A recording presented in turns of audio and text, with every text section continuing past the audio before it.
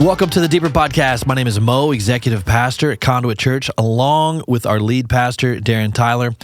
And for those that may not be aware that are listening, you know you can watch this podcast. Yeah. It's those that are watching the podcast, I'm sure you already know that you can listen. But we've added another layer to our podcast that is now a visual version of our podcast. It's a video podcast that's on our YouTube channel. It just gives us another option to get some clips, perhaps, into the world of social media. Some of the things that we may talk about, or topics, or hopefully maybe some meaningful things that we say that we can get out there in just another format, another way. And that's something that we've launched. We've been testing over the past few weeks. You may have noticed some different iterations of this, but we are off and running. Special thanks to our producers, Mr. Micah, Mr. Caleb, for making it happen, and behind the scenes. So thank you guys. But yeah, wanted to welcome everybody that's watching, and those that maybe are listening, maybe check it out as well. Do you consume podcasts on YouTube? Interesting thought here. Yeah. I've been shocked by how many people that is their primary source of YouTube. Yeah. So to you guys, thank you. This is for you. By default, no. Yeah. But I've started noticing, so Spotify specifically has a newer option to where you can upload a video along with your audio, and so you can watch it a la Joe Rogan. We call that the Joe Rogan. Yeah, the Joe Rogan experience, which has turned into an experiment. Yeah. And so now other podcasts are doing that, and so there's been several times in the past couple weeks where there's been a couple podcasts that I was really interested in that had a video version as well. Yeah. And I found myself kind of turning to watch it. Interesting. As well. Just, I don't know if it's about the mannerisms or facial expressions or something that felt a little more meaningful. I don't know. I don't know how that'll translate with our podcast, but I don't either. I've only consumed, I started doing podcasts. Nobody will probably be surprised at this. Like when they were brand new, like early adopter.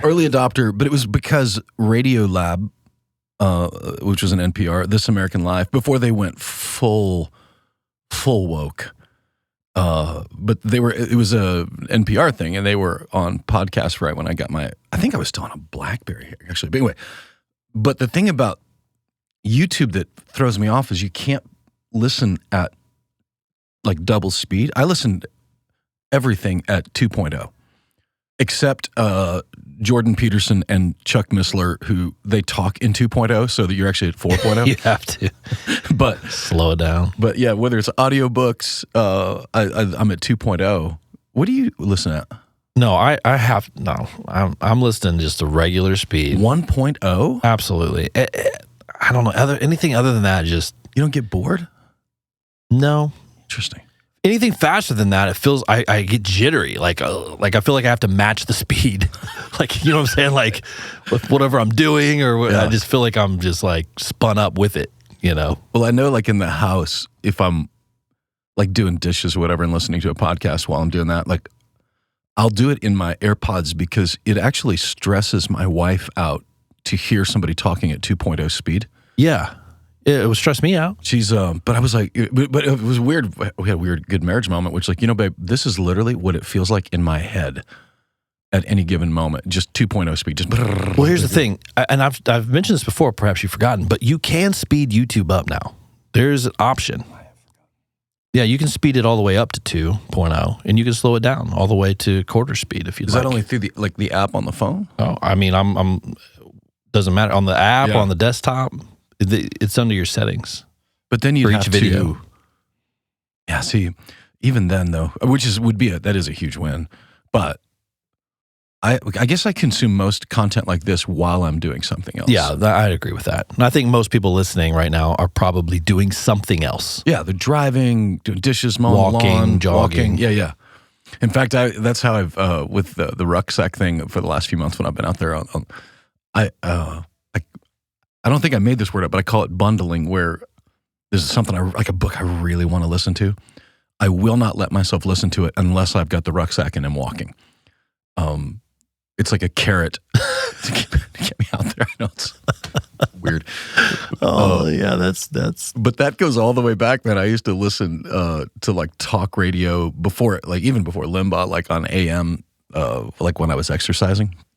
And that was the thing about podcasts. Now you don't have to wait. I can whenever I want to. But when it comes to YouTube, if it's not about visual, I guess I'll just stick with Spotify, which I still hate Spotify over even the Apple. That is so interesting. We were having this conversation as a staff yesterday at lunch.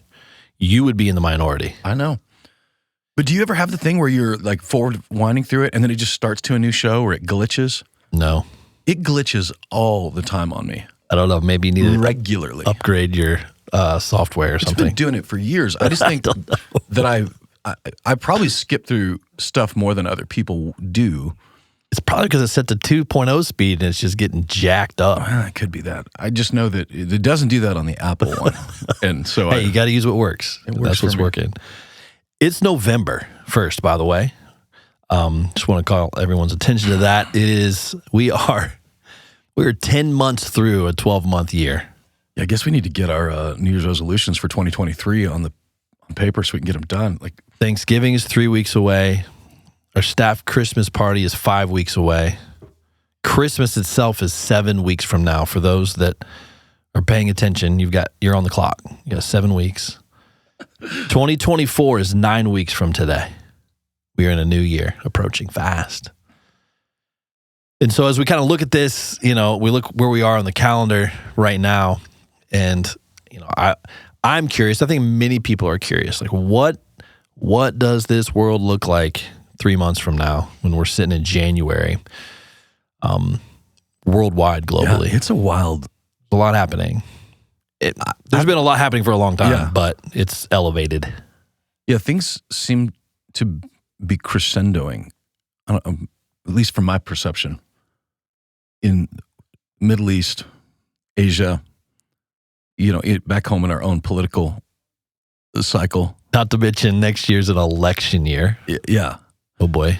Yeah, so going into 2024, like, I don't know if anybody, predictions, that's like the weather, Sure. Anybody can guess, but it does seem like it's going to be a wild ride in 2024. We should really be buckling down and keeping our heads on, it's not on fear, but just head on a swivel.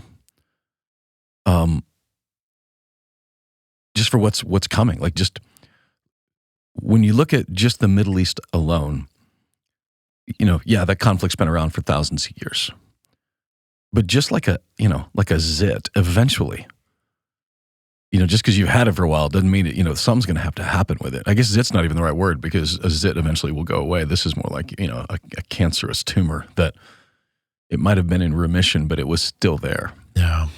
And just that alone, the moving parts, like yesterday, the Houthi rebels, right, who've been in Yemen, financed by Iran, they're like a militia terrorist group that they've declared war on Israel, Yeah, the Houthi Brigadier General Ben Amir said they are prepared to launch attacks on Israel targets. And I mean, he said it in his full uniform with vigor. Yeah. Like angry. They've been very focused in Yemen, again, 100% financed by Iran.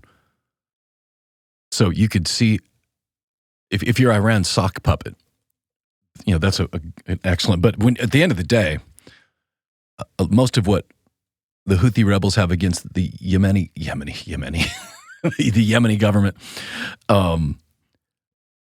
is this ideology inside of Islam that is, and there's an argument you made, it's radical.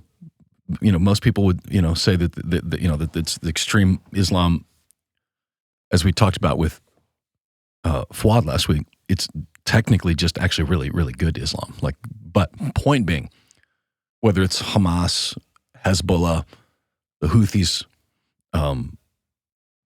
all over East Africa, West Africa. There's different competing ideologies that are all about Islamic caliphate, Islamic theocracy ruling, which is what Iran did in the revolution in 1979 when the Ayatollah overthrew, was a radical Islamic cleric just took over. And Iran went from a country where women were, driving and wearing dresses and, and overnight went to an Islamic caliphate where women are treated as property and abused. And that's the vision that they have for not just, I don't know that a lot of people don't fully understand this. I would suggest most of the liberal progressive news media don't understand this. Iran wants Israel driven into the sea, but they want Islam to rule the world. It's not just it's literally like when people want to throw rocks at the Crusaders, and they should, because many things happened in the name of Crusaders that shouldn't have happened in the name of Christ. That's what the Ayatollah wants, is an Islamic crusade, the Ottoman Empire, which Erdogan from Turkey again. He wants his version of it, but it's an Islamic version of ruling the world. That's the quest. That overthrowing Israel would just be one step in a larger, wider scale war. For those that may not know, you've used the word theocracy a few times. I believe you pretty much just defined it, but could you give a simple definition of a theocracy and what that means or implies from an Islamic perspective? Yeah. So theocracy, just theo, God, right? Ocracy, government. So it's literally a religious government. So the idea that the separation of church and state in our Constitution was so that the state couldn't insert themselves into the church, not so much that the church couldn't insert into the government. But in Islam, like for instance, in America, we've got criminal law, we got civil law.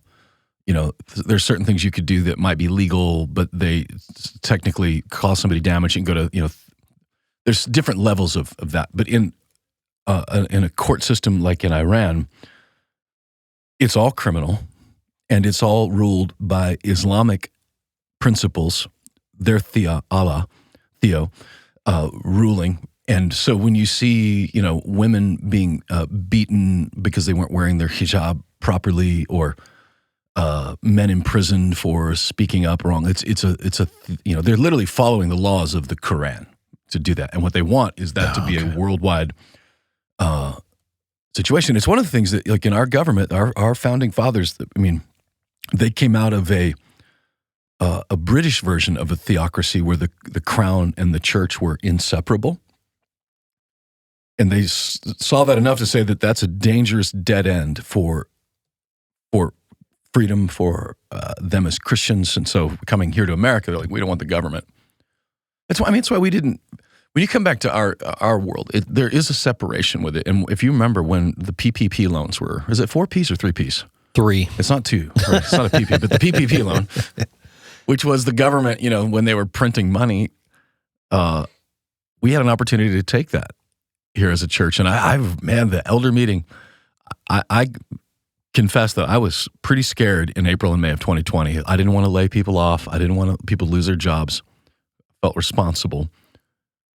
And I had people that I trusted very much saying, if you don't take this money, you're an idiot from the government. Like, it's free money. Why wouldn't you take it?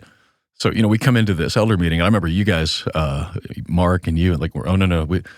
And I'm so thankful that you were so vocal about it, because that's an example of like where a theocracy, like if I don't want the church being invaded by the government, then why would I take their money into the church? I don't want any hooks in me from a government. And the main reason is that, we want that freedom that they don't have in places like, Iran. And so for an Islamic caliphate, so the original question, what is a theocracy? Think about ISIS circa 2014, 15.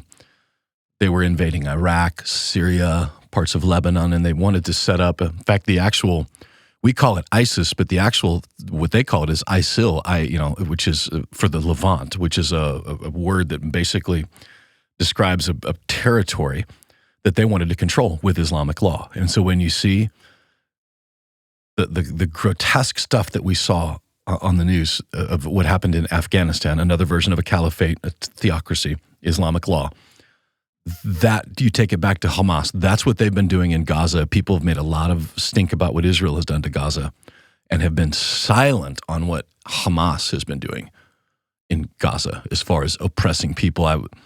Did you see the interview with the guy that was the son of one of Hamas's founders with Piers Morgan?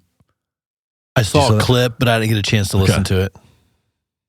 He was from Gaza. His father is one of the founders of Hamas. And he was vehement that Hamas has to be destroyed, that he believes that when Hamas is rooted out, that there actually will be cheering in the streets from Palestinians because they've been oppressed as well with it. But that's the thing that's so just maddening.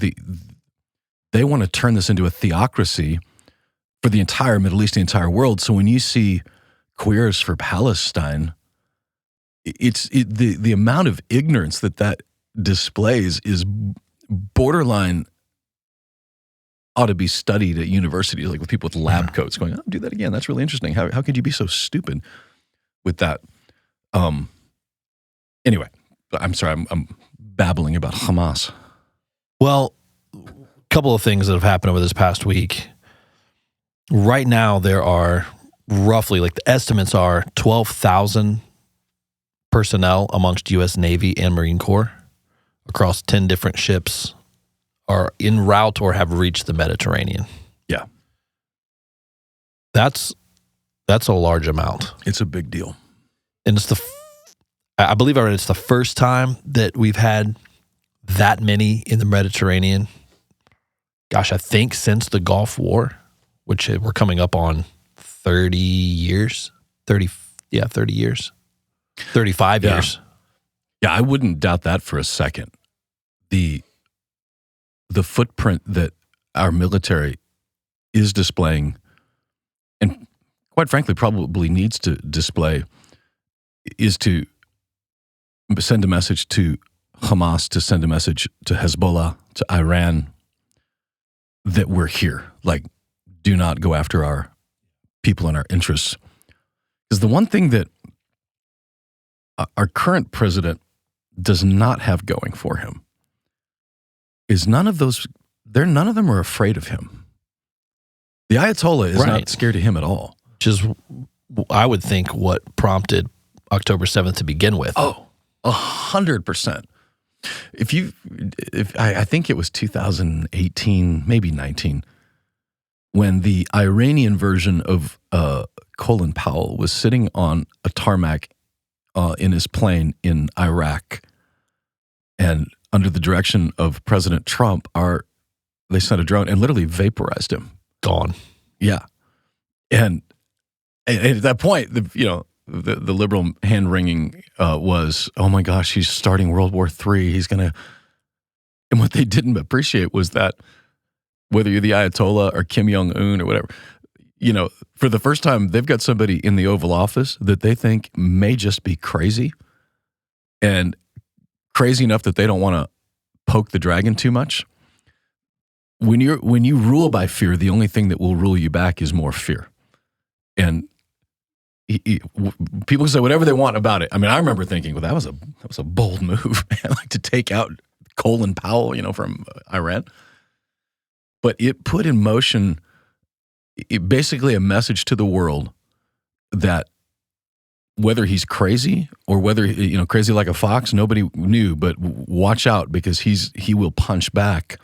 And what we've seen here is a president that started under Obama, has been now continued into the Biden administration, is policies that are sympathetic to Islam, but sympathetic to Ayatollah in a way where it's almost like Obama, again, brilliant mind, but so stupid because he's acting like the Ayatollah is thinking like a Muslim who lives next door to him in his neighborhood is thinking. But that's not how they're thinking. So, but he's negotiating with them in that way and sent billions of dollars to them over that era, which were then used and are continuing to be used to finance attacks on our own interests.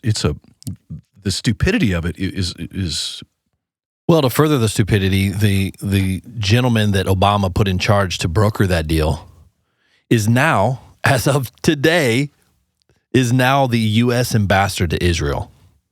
I mean, can you believe? I mean, so the gentleman that helped broker the deal for the Iranian nuclear deal that happened that you mentioned, his name is Jack Lew, L-E-W. The Senate confirmed his ambassadorship to Israel yesterday, and today's his first day. He has a history of being sympathetic to the Iranian regime. And he is now representing the United States in Israel, which is just baffling. It is not a good move, in my opinion. Did you listen to the Lex Friedman, Jared Kushner interview by chance? I got through half of it. It's long. It's 3 hours. Yeah, and even at 2.0, I didn't make it. But the first half was pretty meaty.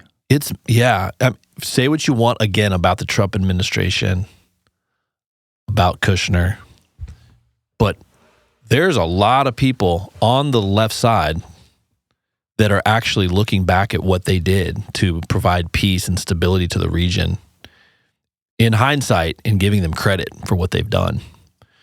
And all of this is coming unraveled in just a matter of a couple of years. One of the things that was interesting that in that interview was that Kushner referenced the Jimmy Carter, Anwar Sadat, Menachem Begin. It's a book that I think it's probably been out 6 or 7 years, called 13 Days in September, which was actually it really is a fascinating read. It's written by, I think, Lawrence. I want to say Lawrence Wright, but if I'm right, it's like an MSNBC. So there's a definite narrative, right, with what he's doing.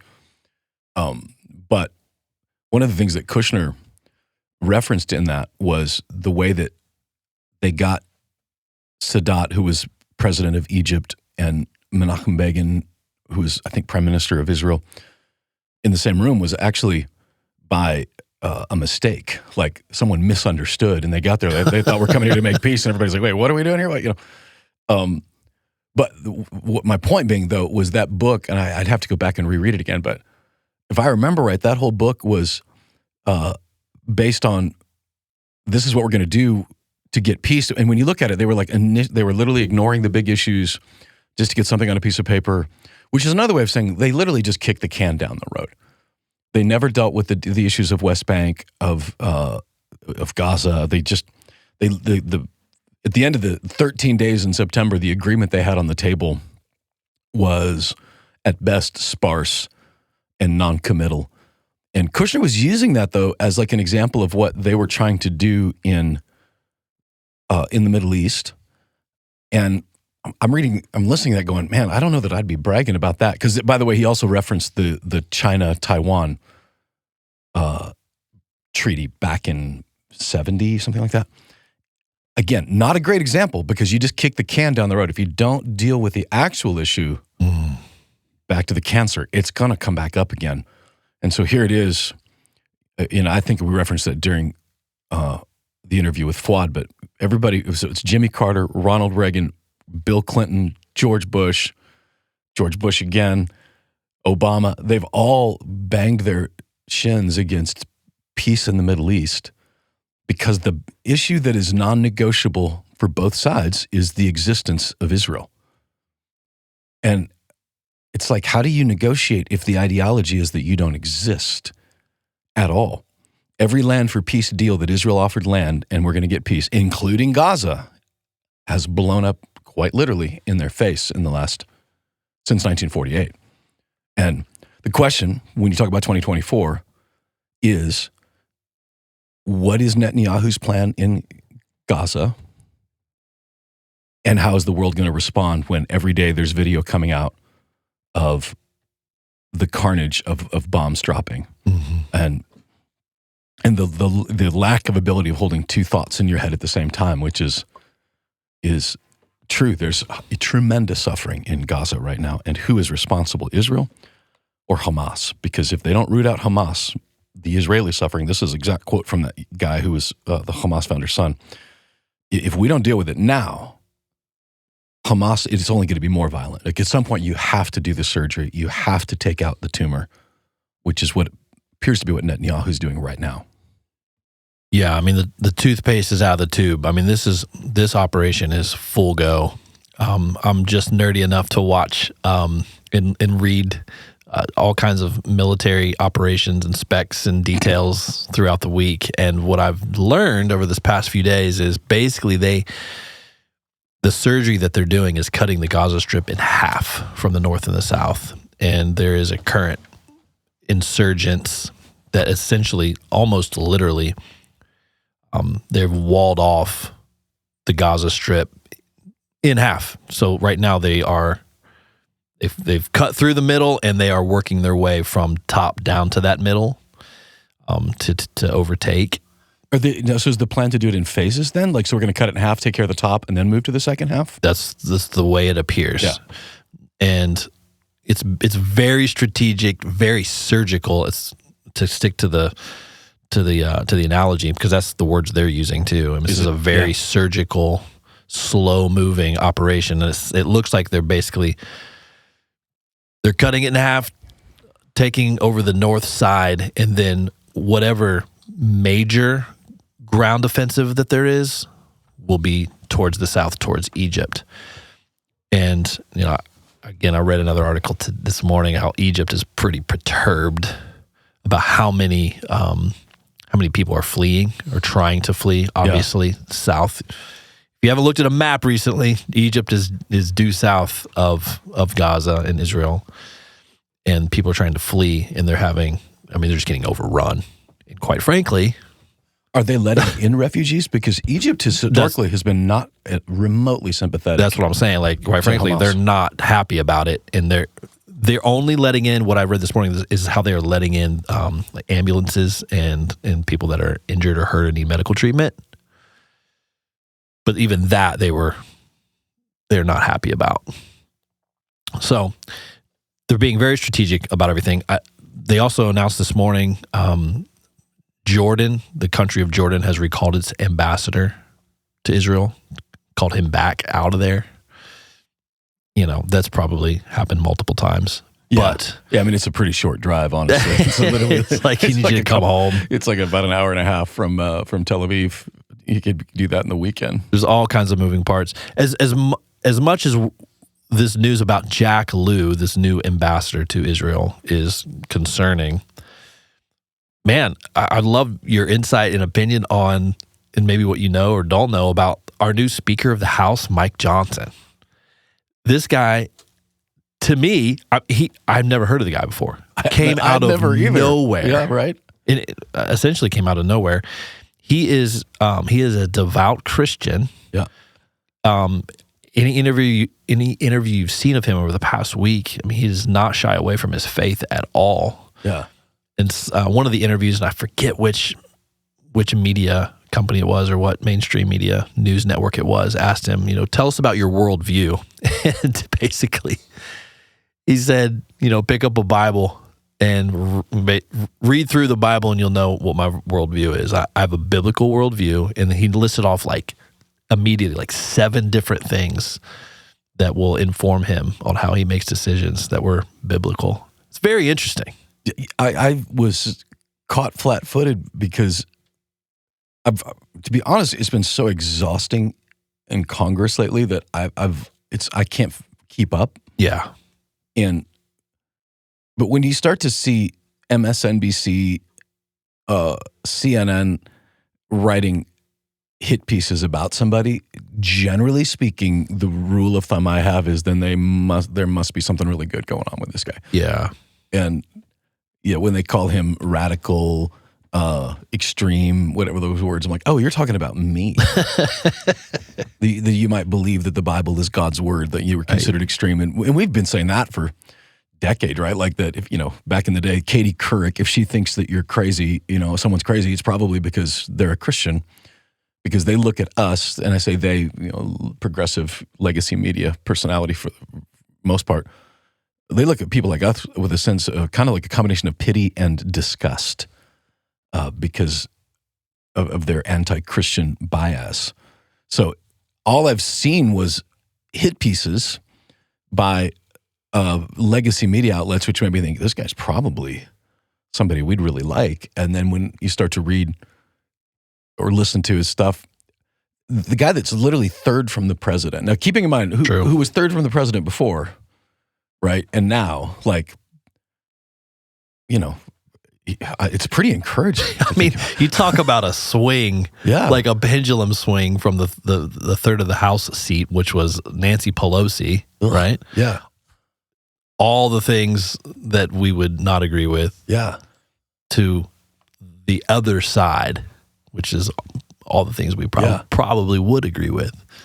When you think about it being Pelosi for as long as it was, and her just in general for being as long as she's been, I just caught a glimpse of it, but Rogan interviewed Musk, I think yesterday. I saw that. I haven't listened to it yet, but I saw it come through the feed. I haven't either, but there was a clip, somebody sent me the clip, and Musk made such a really solid point in that when he took over Twitter, what he was saying was that the ideologues of San Francisco and Berkeley, and he even separated South San Francisco and Palo Alto from San Francisco. And the point he was making was, most of the technologists on his staff, they might have been a little bit left, but they're mostly center. But the ideologues that were controlling policies inside of Twitter were all from San Francisco, from Berkeley. And he's like, you walk through the parts of town where these folks are ruling from and whatever, like it's I think his words were, it's like a zombie apocalypse when you're stepping over homeless, drugged out and mentally ill people. But his big point was, so you've got basically this little 10-mile swath of humanity who have the keys to the kingdom of the entire country. And he made some statement like, if you're that far left, everybody's right, so which is why he's been accused of being a right-winger, or Rogan, who are they're not even close to conservatives, right? Pelosi's right in the middle of that, where she lives, has lived for years. So, third from the president before were basically a leader who held all the same values that the former Twitter regime held of censorship, of for our own good, we need to, listen and obey the government. And the vast majority of the country is far, far, far right of San Francisco of that. So to pull somebody in like this guy, like, what's his name again? Mike Johnson. Mike Johnson, yeah. Such a just plain name too. That's Mike Johnson. Yeah. I'm encouraged by it. Like, and I don't know, maybe we'll get some emails of some, something he's done that I don't know about, but I was encouraged by that. Yeah, he's a congressman from Shreveport, or from Louisiana, graduated from LSU, and has just kind of worked his way up. I'm still learning about him, if I'm being honest. I'm learning about this guy. I would love to know more. All I do know is that he is bold about his faith, very bold, like makes zero excuses or caveats or anything about his faith in any interviews so far. That in of itself is encouraging. Yeah. Has me paying attention. I thought so. Like, it's so, I'm honestly a little embarrassed because I try to stay up to date on this stuff. Well, it happened so fast. Like, literally, no one heard of this guy. And it went back and forth between, what's his name, Jim Jordan, and I forget the other guy. They were just fussing and fighting in the Congress for the past month. Accusations flying everywhere. No one leading the House, and then boom, he's voted in, running the ship with confidence, and he's everywhere. Interesting. Well, hopefully, when I was a little kid, someone told me that when you die, if you're a liar, you go to Congress. Oh man, that's a bad joke. It might have been my dad. It was probably my dad. Just making stuff up. Yeah. Son, you don't want to lie because if you when you die, you'll have to go to Congress. Oh, that's great. Yeah, my dad, not a fan of Jimmy Carter and not a fan of Congress. I remember that very well. He did not much care for Jimmy Carter. But it is so gridlocked in our nation right now that if you have hope that you've put in government at all, I would suggest you moving that over into the kingdom of God, because it could be a good New Year's resolution to be praying about for the next 2 months. There's such a tension there, isn't there? Like, I want my government to function, but I also don't want to put my ultimate hope in it. So it's like the tension of, like, Rod Dreher's first book, The Benedict Option, right? We're going to, which I know he challenges. He told me that, it's people who say that haven't read the book. I'm like, well, I've read the book, and that's what I walked away with. Somewhere between the Benedict Option, where we all go hide in the woods for a few hundred years till this blows over. Somewhere between that and you got a grandbaby, man. I got kids. Hopefully, my daughter's one pill missed away from me being a grandfather, but she's been very, very regimented with it. So apparently, I'm not going to be a granddad any soon. The generations to come, us just disconnecting from the process is not a good idea either. So I don't know, the tension, I feel it more than I've ever felt it. Yeah. Last week, my wife and I got a chance to get away on vacation, which is always fun and much needed. Was this the first time you guys ever did it without kids? It was our first long-form vacation without kids. Yes, It was our first empty nest long trip. Yeah, I'm dreaming of the day, man. I drug my 18-year-old son around the Oregon coast. Hey, dude, could you go to the grocery store for about 2 hours right now and pick something up? Mom and Dad need to talk about their feelings. That's right. There you go. So. It was amazing. We went to Charleston, South Carolina. So many people have suggested going there. Wow. Because, two reasons. One, it's an absolutely beautiful city. But secondly, the people that have suggested it know that Jennifer and I are really big history nerds. Like, we thankfully, both of us, love history. Otherwise, my poor wife. But she loves it as much as I do. And so, anyways, we got to go all over Charleston. There's so much history there. I've learned so much about that area. But one of the things that is in Charleston is the graves of a couple of the writers, or the signers rather, of the Declaration of Independence. Right. Rutledge, Pinckney, John Rutledge is a big name. If you didn't know who John Rutledge was, go do some history research on Rutledge. But just being there and seeing a couple of places that George Washington stayed when he visited. And wild, isn't it? It was just, it was so cool. But man, there was a sense of, I remember both of us kind of like, there was just a sense of, I don't know, we were somber for a moment in reflecting what that would have been like, almost 300 years ago. To make that massive move from across the drink, as they say, across the Atlantic from England over to this new found land, setting up commerce, setting up community. There's churches everywhere. It's like, I forget what they said. It's like Charleston has the most churches per square mile of like any place in America, like historical churches. Because they came over for freedom, religious freedom, government freedom, all of those things in one little place. And it just kind of got us thinking about, man, like, what does this look like? It just feels like we're at a new 1776 type season of how do we find that freedom again, across the world. But it was just interesting being there and seeing the history and reading about it and just being where they were. And it just really, really brought home a lot of things. And when you think about it for, the history of our nation, that was like Lincoln. Obviously, Civil War is less than 200 years ago. Yeah. We're, as a nation itself, we're less than 400 years old.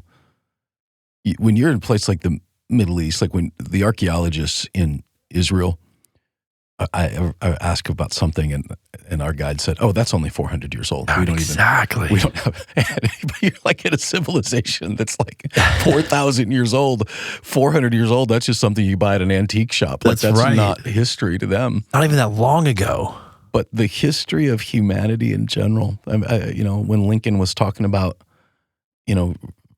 unifying our divided nation, we've had many attempts at it, but the history of humanity, war is the default, not the exception.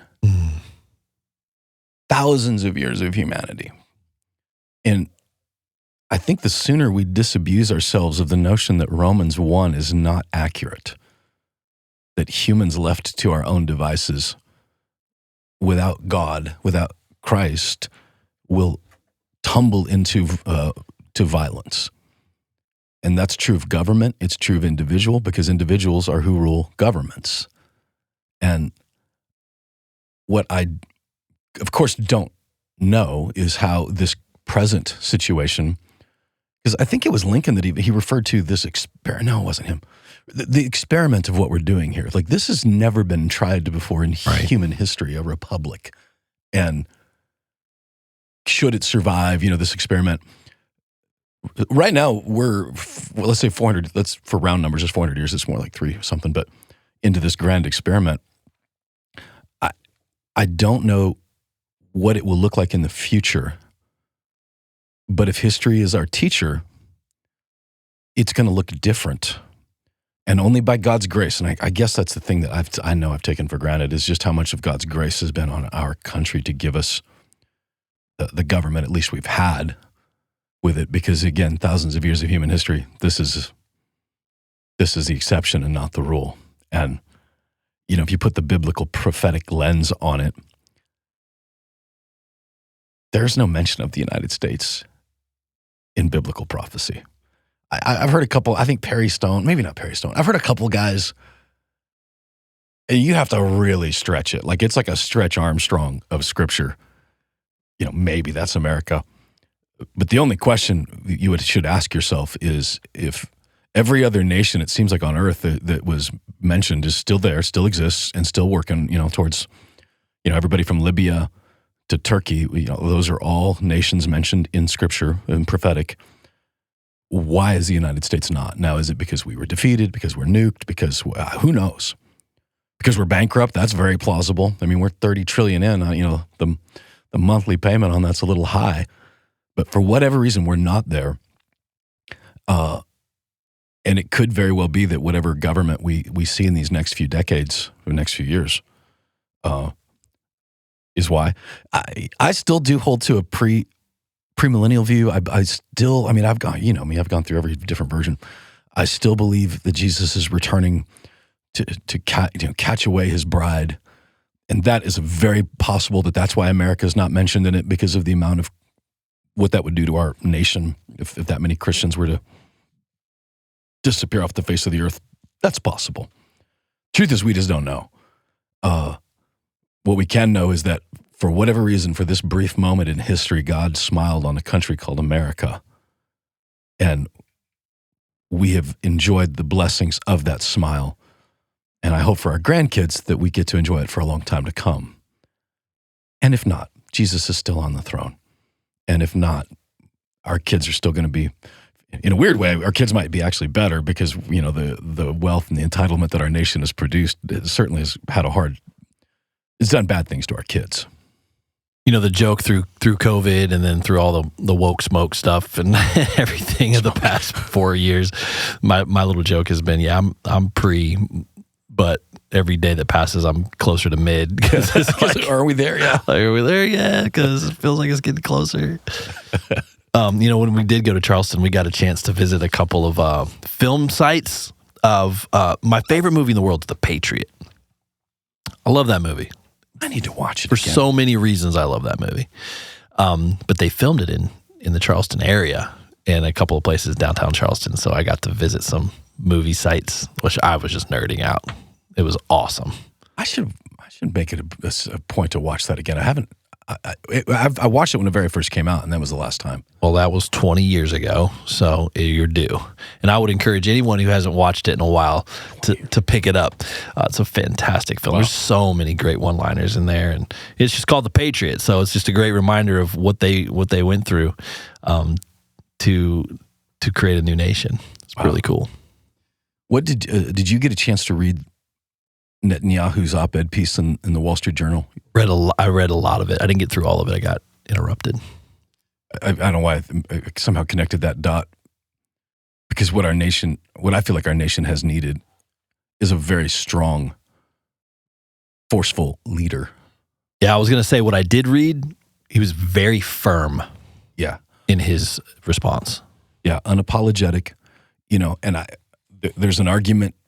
In fact, what's happening back home for him right now, the argument against him right now is that he made a huge mistake in that when the 2007 thing unfolded, or 2006, in Gaza, when Hamas won and they set up the parameters in the whatever border, that Netanyahu should have, and of course anybody can Monday morning quarterback this, should have went in and routed Hamas at that moment, should not have, in their words, propped him up. In his words, he's trying to broker peace, he's got the pressure of the world, whatever.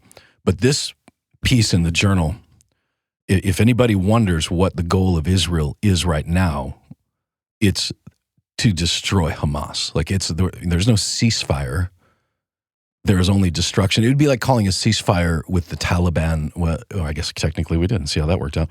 A ceasefire with Osama. There's no ceasefire. It's just he's just going to come back and shoot again. And that's Netanyahu at this point saying this is not just a fight against Hamas. This is, I think the title of it is the global. Oh, that's the wrong op-ed piece. The war for the battle of civilization is what he titled it. Yeah, which is big. That's a big phrase. And he makes some legitimate points that when you start to see these on the coming days, the news, the social media drumbeat of how cruel Israel is being, keeping in mind, it's staying in downtown Nashville. So we stayed overnight after the Refuge event. Shannon and I just snagged a hotel, and because I had to do a wedding the next day, and it was a long story. On the one hand, Gaza is only 10 miles long and 3 miles wide. Doesn't sound like much, but it's packed. 2 million people in high rises. And under all of these high rises are tunnels. And there's literally no way. Like Hamas is trying to draw them in to get, more civilians killed. Like they're literally trying to get civilians killed. It's part of their counter strategy. Yeah. So when you see that, that's what the drumbeat is going to be from everybody from Shane Claiborne, to Andrew Cuomo. Actually, I don't know about Cuomo at this point, but the media especially is going to be drumming this up. Social media is going to be drumming it up. And we don't want to dismiss the innocence of the people that, especially the children, but it's not Israel's fault that Hamas is hiding behind him. It's a terrible choice that they're having to make. And if Hamas would lay down their guns today, every one of those kids that are going to be killed would have survived if Hamas would have done it. And they're not going to, because this is part of their goal, to draw Israel in, but more than that, to draw Iran in, to draw the other Islamic nations in, to accomplish their ultimate goal, which is to destroy Israel itself. So Netanyahu isn't wrong when he says that it's not just the battle for Israel, it's the battle for the world, because they're not going to stop at Israel. Hamas is not going to stop there. ISIS, none of them. That is just the next step in the global goal of radical Islam. Yeah, and it's on our doorstep. I mean, to see the American protests across the country in major cities in support of Hamas and Palestine is unbelievable. Thousands, tens of thousands people parading almost every weekend now. In major cities, just it's a little concerning. So much so that actually the FBI director Christopher Wray came out yesterday. He met with Congress, had a warning for Congress that the terrorist attack threat level is quote unquote on a whole other level that they have not seen in previous years. Which and also stated the emergence of ISIS and anti-Semitism in the U.S. is at historic levels here in the States. In the States. In big cities.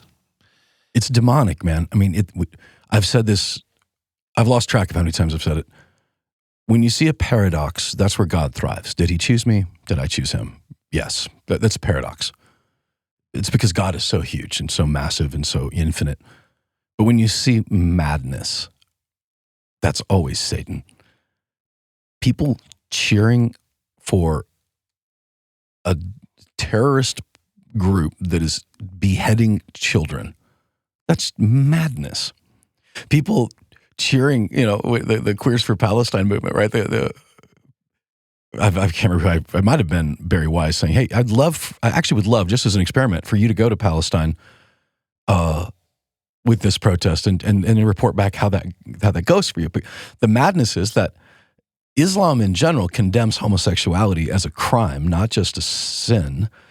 And the radical Islamists like Hamas, even moderate Islam, like in Saudi Arabia, if moderate, whatever, they'll throw you in jail. They'll throw you off a building. So that's madness with it. Which madness is from the pit of hell. I think it's Thessalonians. I will give them a great delusion. That's a biblical idea that the delusion is just madness. Is what a delusion is.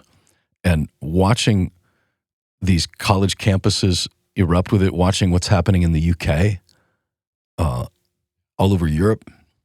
Is Satan, why do the heathen rage, right? Imagine a vain thing. That's happening on earth right now.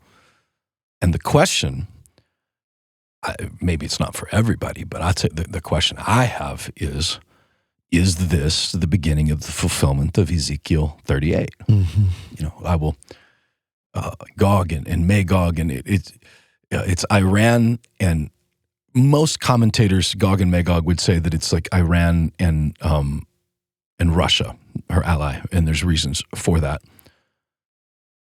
But the idea in Ezekiel 38 is that it's actually reluctant even. They're not wanting to go. Like he says, I will put a hook in your jaw, Gog and Magog, and drag you down into Israel for this final battle. And when you see what's happening now in Turkey and in Russia and Iran, and you cross-reference, so you've got 3 different nations with 3 different goals. In the same way that Ayatollah wants to spread Shiite Islam, and that's Erdogan in Turkey wants to make the Ottoman Empire great again, right? Which is it's Islam, from their version. But the one thing they all agree on is that they hate Israel, and that we can just get Israel out of the way. So is that what's happening? I don't know.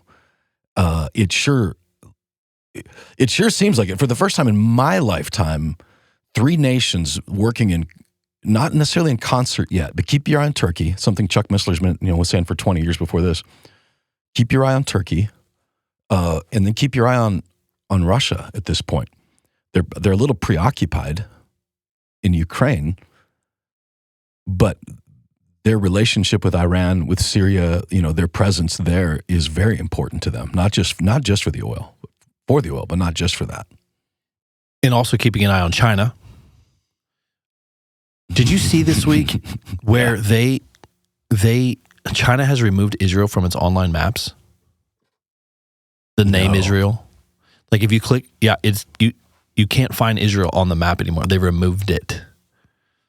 So if you click on Jerusalem, It says Jerusalem, Palestine. Wow. That happened this week. So, okay, take the Elon Musk idea of that San Francisco was controlling most of the world through an online platform. Take that to China now. Because it was just last week that Jon Stewart, who is, not even kind of a conservative, did not re-up his deal, or let me phrase it, Apple did not re-up his deal, fired him. And the talk and the chatter is because his show was making China angry. Wow.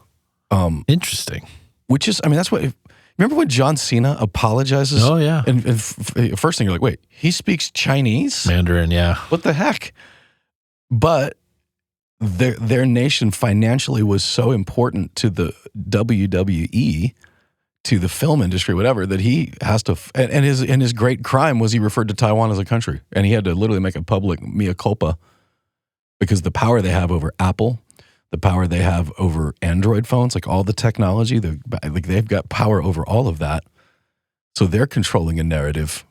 Oh, big time. So when they take Israel off a map, it's off the map, all their global maps, all their digital global maps do not include Israel any longer. What do they just have? Palestine? Palestine. They've renamed it. Yeah, they have. Also, China is running a military operation this week, starting yesterday, surrounding Taiwan. It's quote unquote an exercise. Like the largest buildup of ships and planes around Taiwan. Wow. When John, in Revelation prophesied about a 200 million man army that would march from the east. At the time he wrote that, there may not have even been 200 million on the planet. Like, oh, no way. For sure not enough for an army. And, we've been at this for a while, but, China's one-child policy created a nation that was disproportionately male and young and single, and an army that is massive. It would take very little for them to muster a 200 million man army. It would be very easy to do. But for years, Bible prophecy commentators, whatever, and it is, you don't know when it's metaphor, you don't know when it's literal, let me phrase it. You can know that. Sometimes it's not immediately obvious, but they would always say, 200 million, it's a metaphor. And then China started with the one-child policy, and next thing you know, even with the one-child policy, they got over 1 billion people and hundreds of millions of young men that are now single and without a mate. That's a real problem over there. Oh, yeah. And again, with China, they've been doing it right under the Silk Road initiative we've been talking about. They've literally been building a highway. Like, how do you get 200 million people across Afghanistan, Iran, the Middle East? I have an idea. Yeah, across the highway they built. We'll just drive.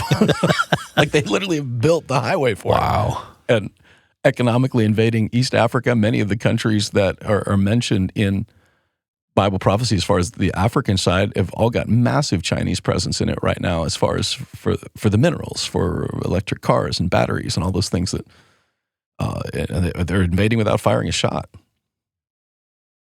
There's just unending amounts of things to keep up with right now, and I know that it's can be overwhelming. That's why we try to do this, to be honest, like at least once a week if we can, to try to give just a little information about the news that you may not hear on network news, or at least give some insight onto what's happening and try to make sense of some things. There's a lot of chaos that we just talked about. There's a lot of chaos, and we want to try to bring clarity to the chaos. That's the goal. And so, between Wednesdays when we record these, there's just so many things that happen that we don't get a chance to always catch up on. Definitely a shout out and a thank you to Catherine Vanderbeek and Fouad Masri, who have given us some very specific insight into what's happening over there. And we've got a few others that we want to dial up as well. But man, I just feel like between now, I feel like the next 12 months, especially heading into an election year, 12 months from now, we are going to be full bore election mode because November, right? 1st of November. Yeah, literally full bore. And so there's going to be so much more to pay attention to.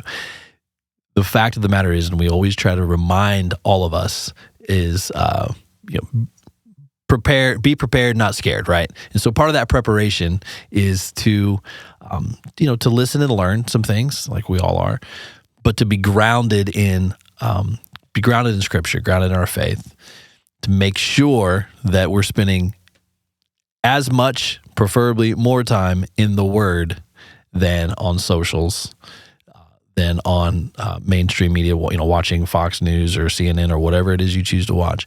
But it's truly spending time in the Word, in fellowship with other believers, prayer, praying for our leaders, praying for our country, and really keeping the main thing, and not get carried away. We're nerdy enough to pay attention to a lot of this on purpose because we want to know. We enjoy history. We enjoy the political scene, how it all ties together, especially into eschatology. Like, we're just nerdy enough to do a lot of these things. And maybe our listeners, they get the benefit of that, of some of our nerdiness to bring that to them. But it's just a simple reminder for us to stay focused heading into this next year.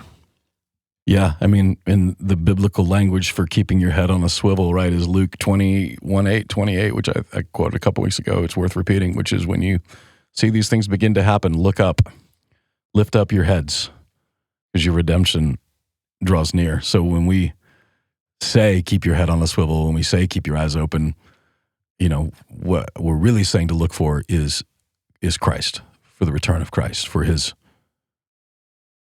glorious and will be perfectly timed return.